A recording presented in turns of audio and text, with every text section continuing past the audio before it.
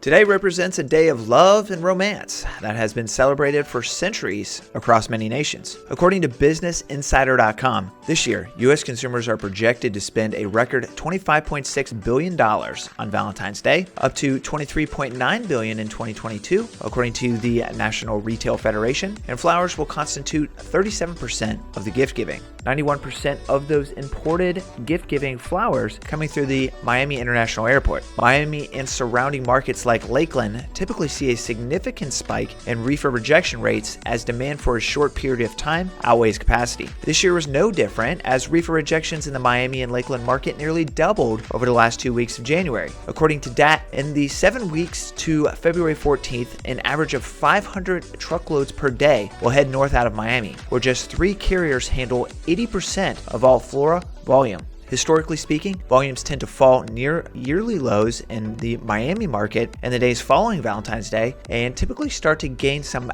outbound refrigerated traffic as spring approaches. The LMI, or the Logistics Managers Index, is a diffusion index that measures 8 surveyed logistics data sets monthly. Its most recent release last week shows January having back-to-back months of increase since March of last year. The largest increase coming from transportation utilization, moving from contraction territory or anything below a 50 reading into expansion territory at 57. Another noteworthy change was in inventory levels. After reaching their lowest point since January of 2020 back in October, inventory levels have grown 7.7 points and have seen consecutive growth 2 months in a row. Inventory growth, a significant indicator relating to freight flows, as many retailers spent the back half of 2022 purging excess inventory, which eventually pushed transportation utilization into contraction territory. Inventory levels also can affect warehousing capacity, utilization, and prices. And with warehousing capacity registering 30 months straight in contraction territory and utilization up 10.3 points from November, warehouse prices could continue to climb if new industrial construction slows as inventory levels see a